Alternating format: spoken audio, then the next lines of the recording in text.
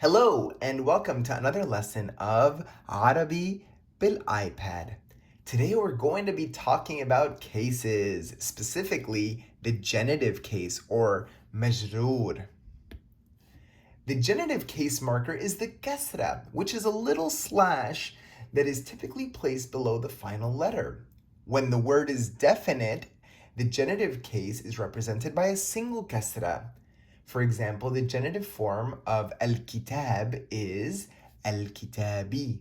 The e ending comes from the kasra beneath the ba. When a word is indefinite, the genitive case is represented by a double kasra known as the tanween kasra. For example, the genitive case of kitab is kitabin.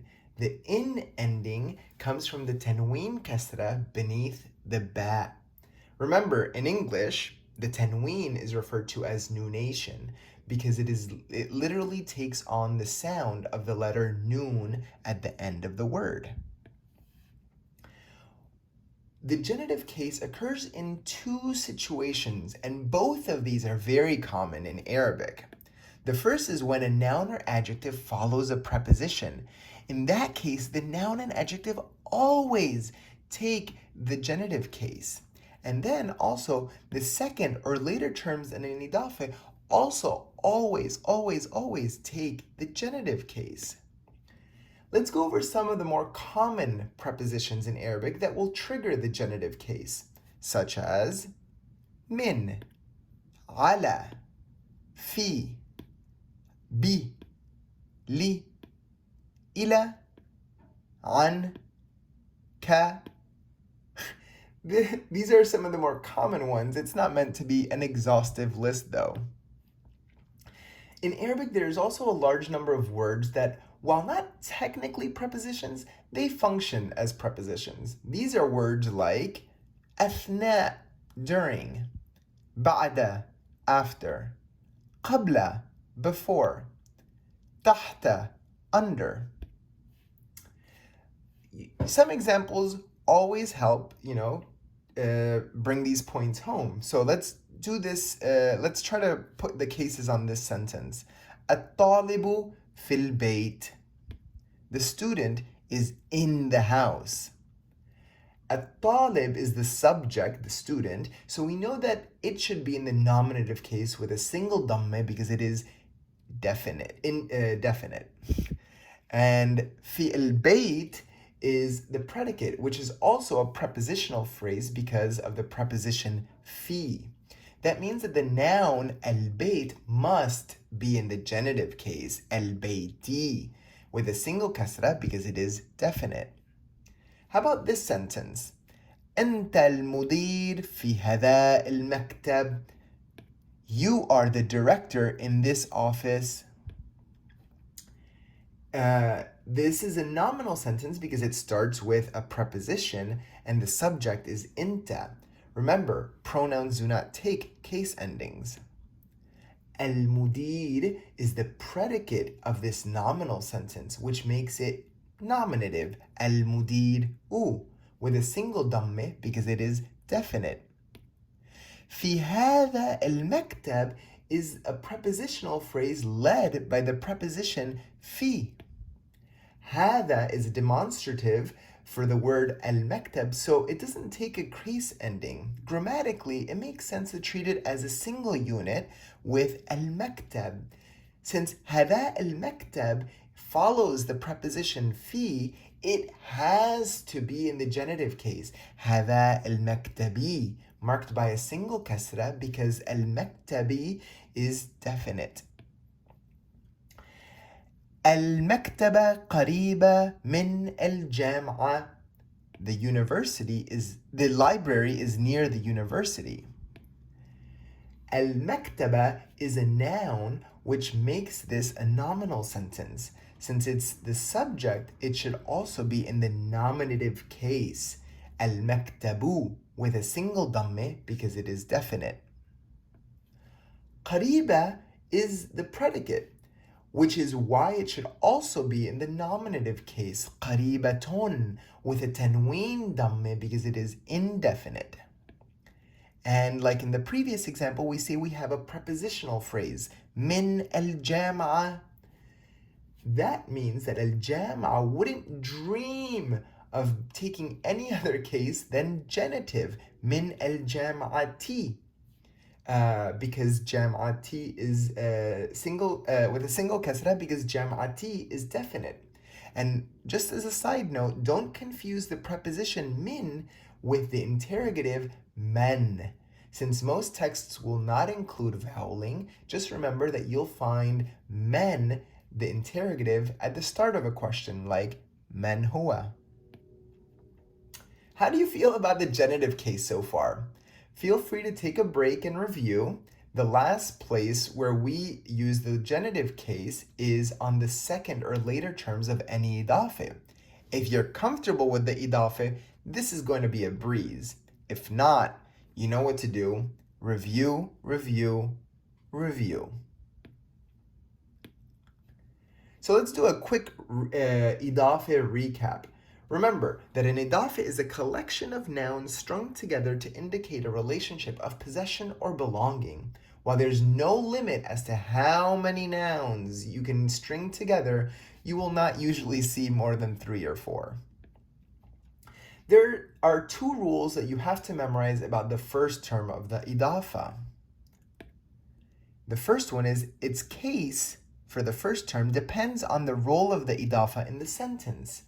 And then second, the first term of the idafe will never, ever have nunation. All the other terms in the idafe will always be genitive, from the second term all the way till the final term of the idafe. So let's go over some examples of the genitive case that use idafe. Ustaz, Jam'a, university, professor. This is a standard 2-term idafe.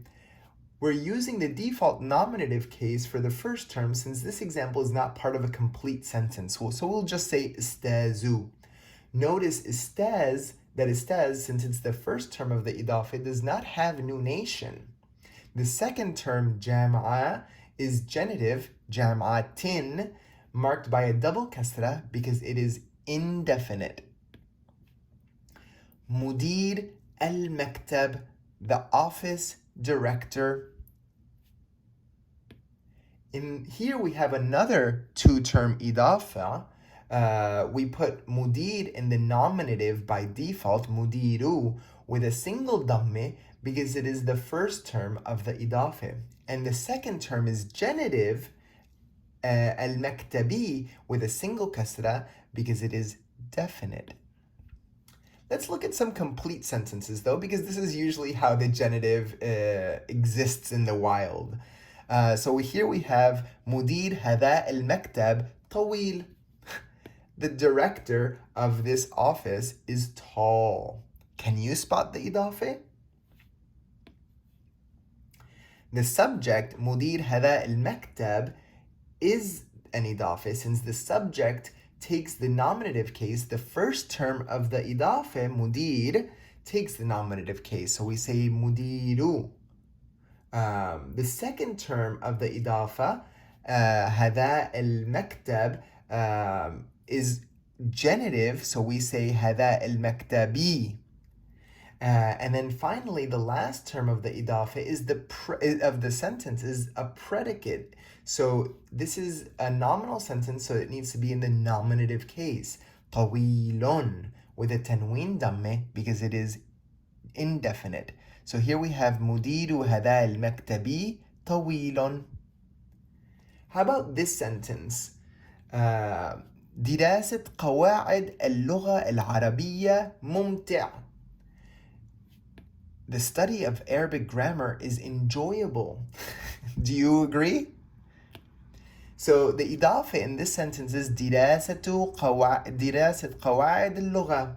This is a 3-term idafe that is part of the subject of this sentence. The el particle in lugha is what terminates the idafe. Remember, the final term in an idafe is the only term that can be definite. Since this idafe functions as a subject which takes the nominative case, the first term of the idafe must take the nominative case. دراسة. The second and third terms of the إضافة must take the genitive case.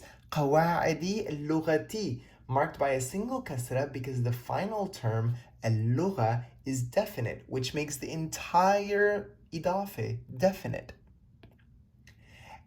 Don't worry too much about al-Arabiya for now. It's an adjective, and those always reflect the case of the noun they are modifying. So in this case, it is also genitive, al-Arabiyyati, with a single kasra because it is definite. Finally, mumti' is the predicate of the sentence, which means it takes the nominative case, mumti'atun, with a tanween damme because it is indefinite. All right, this is the last example. You've made it pretty far. مكتبها غرفة كبيرة. مكتبها غرفة كبيرة. Her office is a large room.